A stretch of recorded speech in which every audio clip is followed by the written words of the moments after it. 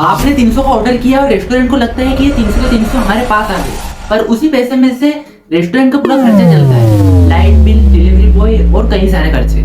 और इसी गेम में एक नया खिलाड़ी आ गया है, फ्लिपकार्ट।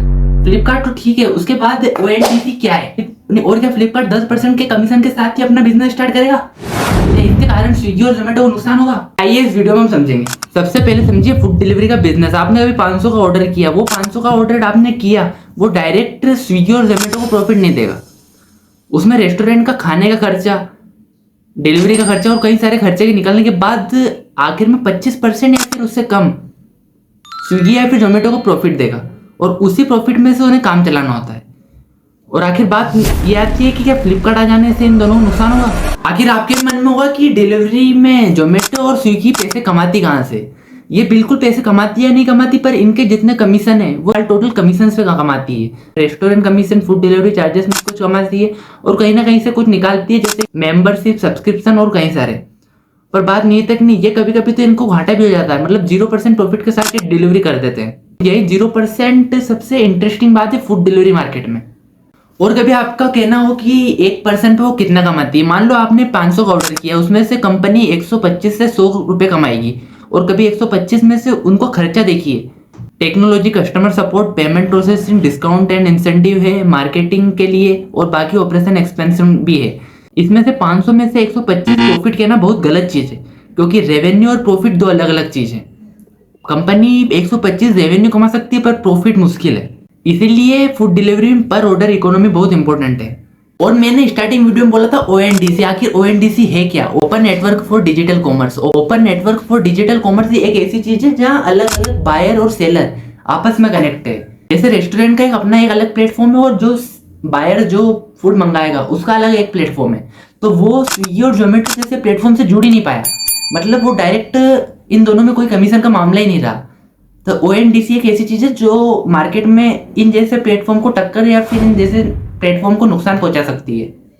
वहीं तक नहीं, हम ONDC को एक ये भी बोल सकते हैं कि ई-कॉमर्स को, मार्केट को एक अलग दरिया बताती है, या फिर एक अलग मार्केटिंग का एक नया सोर्स है। अब एंट्री होती है फ्लिपकार्ट की। आखिरकार फ्लिपकार्ट के आ जाने से इन दोनों प्लेटफॉर्म को नुकसान क्यों होगा? ये ऐसा मानना आ रहा है कि फ्लिपकार्ट अपने कमीशन रेस्टोरेंट इन सब पे 10% लेगा, और ये प्लेटफॉर्म 25 से 30% कमीशन लेते हैं। पर फ्लिपकार्ट जहाँ ई-कॉमर्स का सबसे बड़ा प्लेयर था, वो अब फूड मार्केटिंग में कूद चुका है। मतलब ऐसी खबर सामने आई है, अभी कुछ लगभग पक्का नहीं है कि ये फूड मार्केटिंग में आ चुका है, पर ये खबर आई है कि 10% कमीशन लेगा, तो ज़्यादातर रेस्टोरेंट इसके पास जाएंगे, क्योंकि जो चीज़ उनको फायदे में पहुँचाएगी उसे ये इस्तेमाल करेंगे। बात यही सीधी है कि जो आपको कम पैसे में अपना काम करके देगा और आपको ज़्यादा प्रॉफिट होगा, तो आप उसी के पास जाओगे, ना कि किसी दूसरे के पास जाओगे। पर आखिर ये सारा गेम क्या यही है कि एक कमीशन के चक्कर में क्या स्विगी और जोमेटो जैसी ऐप बंद हो जाएगी? पर यह बात रियलिटी नहीं है। पर यहाँ जोमेटो और स्विगी के पास एक अलग ही फायदा है। मतलब जोमेटो के पास शुरू से ही करोड़ों कस्टमर का नेटवर्क, लाखों रेस्टोरेंट पार्टनरशिप, बड़ी डिलीवरी फ्लीट, एस्टेब्लिश ब्रांड और कस्टमर बिहेवियर का डाटा, वर्षों का ऑपरेशन एक्सपीरियंस। बड़ी चीज है एक ये हैबिट है कि आप कोई भी कस्टमर 10 या 20 रुपए देकर प्लेटफॉर्म चेंज नहीं कर सकता। जो कस्टमर को चाहिए वो ऐप डायरेक्ट प्रोवाइड कर रही है। उसके पास लाखों दिनों का डाटा है कि कस्टमर ऐप को खोलते ही क्या दिखे उसे। तो कस्टमर का जो मूड के हिसाब से जो ऐप चलती है, तो कस्टमर भी कस्टमर कंफर्ट रहा इसी में, तो कस्टमर दूसरी जगह जाने की सोच भी नहीं सकता। और आपके मन में सवाल आता हो क्या फ्लिपकार्ट के आ जाने से क्या इनको नुकसान पहुंचेगा? नुकसान तो पहुंच सकता है, क्योंकि ये जो कमीशन सस्ता दे रहा है उसी कारण जोमेटो और स्विगी पे जो कस्टमर पहले से थे वो चेंज भी हो सकते हैं। पर ये नहीं कह सकते कि क्या जोमेटो और स्विगी खत्म हो जाएगा।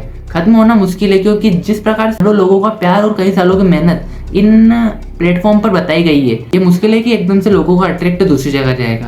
पर कंपटीशन बढ़ेगा और मार्केट में सबसे ज़्यादा फायदा होगा तो उन रेस्टोरेंट और उनको जो कम प्राइस में ज़्यादा मुनाफा कमाएंगे।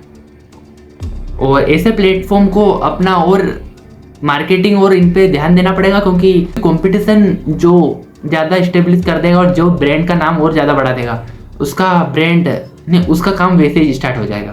और कभी अगली बार आप कभी 300 या 500 का ऑर्डर करते हो, तो उसके पीछे कहीं डिलीवरी चार्जेस, रेस्टोरेंट का खर्चा और कई सारे मेंटेनेंस करना पड़ता है। और अब इस इकोसिस्टम में फ्लिपकार्ट की भी एंट्री हो चुकी है। आपको क्या लगता है फ्लिपकार्ट, जोमेटो और स्विगी में से कौन आगे निकलेगा? अपनी कमेंट में अपनी राय जरूर बताना। टीम जोमेटो या फिर टीम स्विगी या फिर टीम फ्लिपकार्ट। और कभी आपको ये बात सही लगी तो वीडियो को लाइक एंड चैनल को सब्सक्राइब जरूर कर देना।